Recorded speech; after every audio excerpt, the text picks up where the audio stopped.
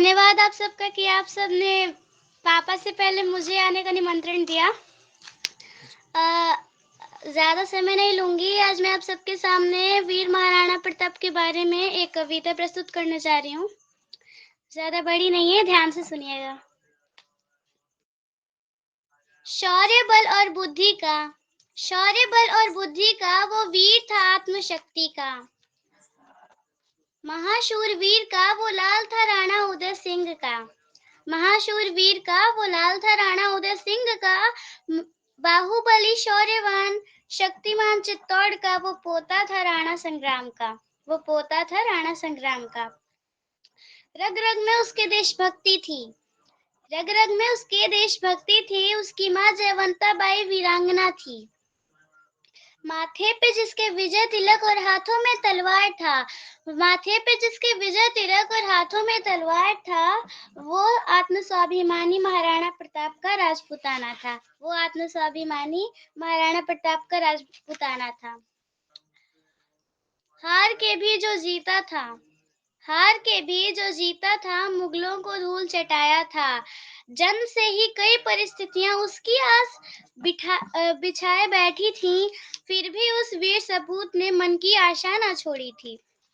घोड़े के उसके नाम चटक था, घोड़े के उसके नाम चटक था। वीर पालतू स्वामी सेवी जो था, चटक बलिदानी था। हल्दी घाटी के युद्ध में महाराणा ने अपूर्व शौर्य दिखाया था। हल्दी घाटी के युद्ध में महाराणा ने अपूर्व शौर्य दिखाया था, जिसे देख अकबर भी भाग खड़ा हो आया था। माना कि वो वीर सपूत फिर भी जीत न पाया था। माना कि वो वीर सपूत फिर भी जीत न पाया था, फिर भी उसने अकबर की तरह कायरता न दिखाया था। फिर भी उसने अकबर की तरह कायरता न दिखाया था। धन्यवाद। बहुत सुंदर बिटिया। एक जगह पर मैं थोड़ा आपको बताना चाहूंगा कि जैसे आपने कहा कि जो हार कर भी जीत गया था, महाराणा प्रताप ऐसे व्यक्ति थे और ऐसे स्वाभिमानी पुरुष थे, वे कभी हारे नहीं थे। एक कहावत कही जाती है कि शेर को जब हमला करना होता है तो अपने 2 कदम पीछे लेता है।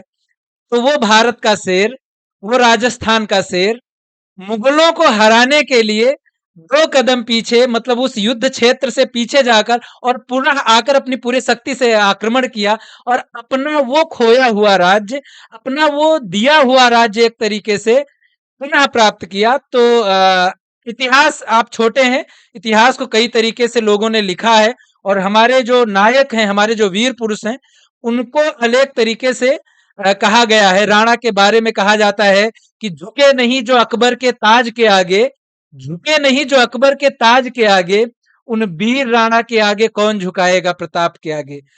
तो ऐसे हमारे राणा थे और राणा ऐसे थे कि ना तोड़ा धर्म, ना छोड़ा स्वाभिमान, ना तोड़ा धर्म, न छोड़ा स्वाभिमान। सिंह की तरह लड़ा वो मेवाड़ का महान, सिंह की तरह लड़ा वो मेवाड़ का महान।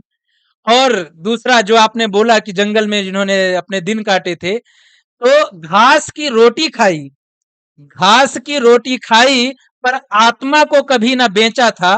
घास की रोटी खाई पर आत्मा को कभी ना बेचा था। राणा प्रताप की गाथा हर दिल में बसी, क्योंकि घास की रोटी एक उपमान के रूप में है, एक उपमेय जो आपने व्याकरण में पढ़ा होगा उसके रूप में है। क्योंकि जंगल में रहने वाले भगवान श्री राम ने भी कंदमूल फल खाए थे, तो उसी तरीके से एक उपमा दी जाती है कि घास की रोटी खाई, क्योंकि शेर कभी घास की रोटी नहीं खाता है, वो शिकार करने के लिए हमेशा तत्पर रहता है।